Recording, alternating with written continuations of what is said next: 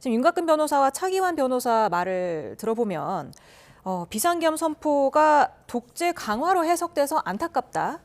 내란 목적이 아니었다. 국가 위기 상황 돌파 수단이었다. 짧은 호소형 계엄이었다. 평화적 합법적 계엄이었다. 부정선거 의혹이 끊임없이 제기돼 왔다. 이런 얘기를 지금 주로 했죠. 네, 비상계엄의 선포의 정당성 그리고 목적과 수단이 그렇게 불법적이지 않았다는 점을 강조하고자 하는 것으로 보이고 앞서서 절차적인 불공정성도 지적을 하고 있습니다. 하지만 이 모든 주장과 의견들은 이미 헌법재판관에게 문서다 구두 형태로 이미 이제 보고가 된 내용이기 때문에 새로운 주장이나 이런 것은 아니고 주요 쟁점 중에 이 계엄을 선포한 목적이 무엇이었느냐, 그 수단으로 위헌적이거나 위법적인 조치를 수반해서 이렇게 조치를 내린 것인가에 대한 쟁점과 관련해서 이미 대통령 측에서는 경고성이고 시간도 단기간이고 민의 병력이고 그리고 개인의 기본권을 침해하지 않는 한도 내에서 대통령이 고심 끝에 내린 결정이었다. 이 부분을 이제 다시 한번 국민들에게 설명을 하면서 계엄 선포의 정당성이라든가 그 불법성이 크지 않다라는 점을 강조하고자 하는 것이 아닐까라는 생각이 들고요. 결국은 국회 측의 주장과 그리고 대통령 측의 주장이 지금 불일치하거나 서로 다른 방향으로 주장되는 상황에서 재판관들이 어떻게 판단할지에 대한 판단의 시간이 다가오고 있기 때문에 최종적으로 다시 한번 이 대통령 측 변호인들도 대리인단도 주요 쟁점과 주장에 대해서 강조하는 발언을 했다라고 해석합니다. 예, 오늘 국회 측에서는 계엄 포고령이 80년대 포고령과 쌍둥이라는 얘기도 했고요. 대통령의 일련의 행위들이 지난 1980년 5월 신군부와 유사하다 이렇게 얘기를 했습니다. 이에 대해서 윤곽근 변호사가 이 대통령의 헌법상 권한으로 내린 계엄이 독재를 강화하려는 것처럼 이게 주장된 게 안타깝게 생각한다고 얘기를 했는데 뭐 일관성 있는 주장을 대통령 측에서도 하고 있네요. 경고성 계엄이라는 논리만이 이 사건 비상계엄으로 인한 탄핵 심판을 피해 나갈 수 있는 논리라고 할 수 있습니다. 그런데 과연 그 주장이 받아들여질지는 의문인 상황입니다. 이미 관련 수사가 상당 부분 진행돼 검찰은 기소를 단행하면서 이 사건 비상계엄은 경고성 계엄이 아니라 실질적으로 관련 조치를 실행하려 하였으나 실무진 선에서 예상 외로 그 지시를 받아들이지 않음으로써 실패한 계엄으로 귀결되었다는 결론을 내린 바가 있습니다. 물론 검찰의 기소 내용인 만큼 재판부의 판단을 받아봐야 하겠습니다만 검찰이 이와 같은 결론을 내린 데에는 여타 주요 군 관계자들뿐만 아니라 실무진의 의견, 진술도 모두 종합한 것으로 보입니다. 이미 수사 기록이 헌법재판소에 전달돼 있고 증거로 채택된 이상 그 논리를 깰 만한 근거를 제시해 주어야 하는데 그동안 헌법재판 진행 과정에서 윤 대통령 측은 경고성 계엄이라는 주장을 일관해서 해왔습니다만 그동안의 수사 결과 전면을 뒤집을 만한 새로운 주장과 증거를 제시해 왔는지는 상당한 의문이 제기됩니다.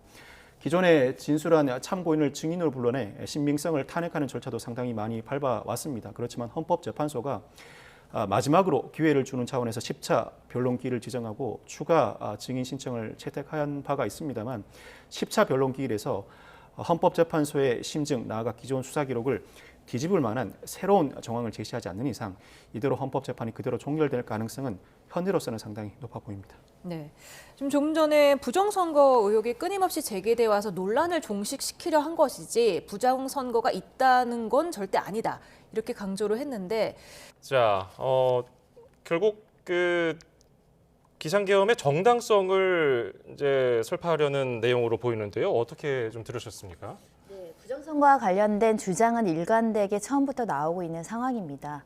다만 이제 부정선거와 관련해서 오늘 국회 측에서는 부정선거와 관련한 각종의 소송이 대법원에서 기각되거나 각하되거나 인정을 받지 못했다. 그러니까 부정선거의 법률적인 근거나 명확한 실체가 부족함에도 불구하고 같은 주장, 반복된 주장으로 마치 부정선거의 실체가 있는 것처럼 이야기하는 것에 대한 지적의 취지로 이런 주장이 나온 상황인데요. 그러다 보니까 부정선거의 실체를 구체적이고 명확하게 지적할 수는 없지만 부정선거의 가능성과 개연성을 주장을 하면서 부정선거로 볼 만한 여러 가지 정황이 있으면 대통령이 이것을 확인하고 조사해야 되는 것이 대통령의 책무다. 이런 주장까지 나오는 상황에서 대치되는 어떤 의견 대립이 있다. 이렇게 말씀드릴 수 있습니다. 다만 제3자적인 어떤 법률가의 관점에서는 첫 번째, 대통령이 이렇게 비상계엄을 통해서 추구하는 목적 중에 부정선거로서 국익이 침해되기 때문에 이것을 해소하거나 이것을 조사할 책무가 선고가 있다고 하더라도 그 목적이 정당하다고 수단이 정당해지지는 않습니다. 수단으로서 도저히 기존 질서로는 부정선거를 파헤치거나 개선할 수 없었느냐. 그런 점에 있어서는 군 병력을 동원할 만큼의 급박하고 구체적인 위험이 없는 상황에서 선관위 또는 국회에 군 병력까지 동원해서 이 실체를 밝히거나 조사를 해야 될 필요성이 있는가. 그 부분에 대한 납득이 지금 필요하지 않을까 생각이 들고요.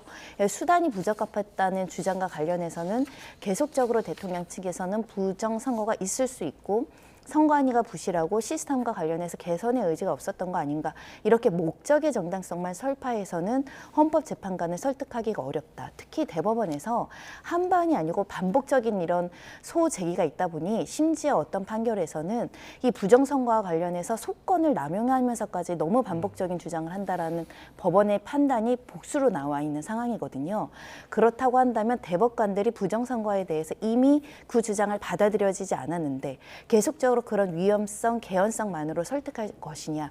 이 부분에 대해서는 조금 더 명확하고 구체적인 근거가 제시될 것이 기대됐으나 결국 9차 변론기일까지 그런 구체적이거나 누가 봐더라도 명백한 어떤 부정선거의 실체가 있었느냐. 그 부분에 대한 판단은 국민들도 같이 하시지 않았을까 생각하는데요. 개연성만으로 목적의 정당성이나 수단의 정당성이 모두 인정되기는 어려울 것 같습니다. 네, 이 부분 어떻게 들으셨습니까? 부정선거의 현실을 국민들에게 알릴 목적으로 비상계엄을 선포했다는 취지를 일관하고 있는데 그 자체로 비상계엄의 요건을 갖추지 못했음을 자인했다고 볼 여지도 있습니다. 그렇다면 이 부정선거를 이유로 비상계엄을 선포했다는 행위 자체의 정당성을 인정받기 위해서는 부정선거가 존재하였거나 부정선거를 의심할 만한 상황이었을 뿐만 아니라 나아가서 비상계엄을 선포했다고 하더라도 국회 봉쇄 등을 실제로 시도하지 않았고 경고성 비상계엄에 불과했다는 주장이 동시에 받아들여져야 합니다. 즉 부정선거 의심 정황과 경고성 비상계엄 주장이 모두 다 받아들여져야 하는데 피청구인 입장에서는 상당한 난관입니다. 우선 경고성 비상계엄과 관련해서는 윤 대통령의 체포 지시 등이 없다는 사정을 들어서 각종 증인에 대한 신빙성 탄핵 절차가 이루어지고 있고 부정선거와 관련해서는 나름대로 주장을 설파하고 있습니다. 그렇지만 이 각종 증인의 신빙성 탄핵이 어느 정도 성공할지 아직까지 미지수이고 부정선거와 관련해서는 헌법재판소가 피청구인 측의 방어권을 충분히 보장하겠다고 이미 공언한 이상 그 기회를 여러 차례 주고 있는데 일부 증인과 증거를 채택한다고 하더라도 그 전반 사정을 뒤집지 못하는 상황에서 윤 대통령 측이 추가 증인, 증거 신청을 받아들여지도록 하기 위해서는 개연성을 제시해 줄 필요가 있습니다. 여러 차례 기회를 활용해서 부정선거가 존재하였던가 존재하지 않았다고 하더라도 그 의심할 만한 정황을 상당히 구체적으로 제시해 줄 필요가 있었는데 의심 수준이었지 그 근거를 충분히 제시해 주었는지는 상당히 의문입니다. 어느 정도만 근거를 제시해 주었다면 헌법재판소가 이 기회에 부정선거 논란을 종식시키자는 의미에서 관련 증거와 증인 신청을 대폭 채택했을 가능성이 높습니다. 그렇지만 헌법재판관 8인의 평의 결과에도 불구하고 부정선거와 관련된 추가 증거 또는 증인 신청을 채택하지 않은 바가 있습니다. 그 자체로 윤 대통령 측이 부정선거를 비상계엄 선포의 논리로 제시하고 있습니다만 그 근거, 적어도 의심할 만한 근거를 헌법재판소에 적절하게 제시하지 못했다는 의미입니다. 이대로 헌법재판이 진행된다면 아마 10차 변론 기일 과정에서 윤 대통령 측이 사실상 마지막 변론 기일임에도 불구하고 추가 정황을 제시하면서 추가 증거 또는 증인 신청을 단행할 가능성도 높아 보이는데 어느 정도 근거를 제시함으로써 헌법재판소가 받아들일지 어떤 형태로 고민할지 지켜봐야 할 대목으로 보입니다. 예. 조금 전에 대통령 측 진술 내용을 짧게 전해드리면서 거기서 대통령 측은 국정원 점검 결과 선관위에 허점이 발견됐다고 얘기를 했고 계속해서 선거관리 시스템에 대한 의혹을 제기하고 있는데 그런데 그보다 전에 조금 전에 전해드렸던 윤갑근 변호사 발언의 말미에 보면은 부정선거를 빌미로 비상계엄을 했다는 것은 말이 안 된다. 이런 발언을 했단 말이죠. 부정선거를 빌미로 비상계엄을 했다는 건 말이 안 된다.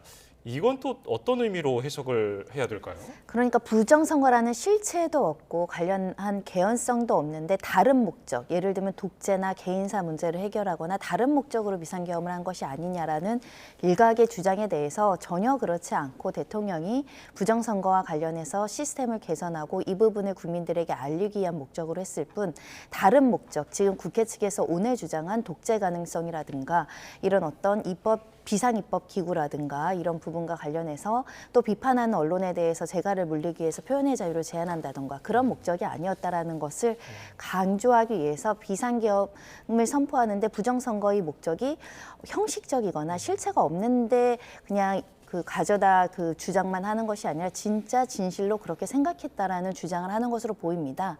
다만 이제 그것이 헌법 질서나 기존의 법 질서 그리고 기존의 수사 시스템이라든가 감사 시스템을 무력화시키고 군병력을 동원해서 조사까지의 어떤 판단에 대한 상당성과 필요성이 있었는가, 그 과정에서 적법 절차를 지켰는가가 핵심적인 쟁점이 될 것으로 보입니다. 평화적 계엄이었다.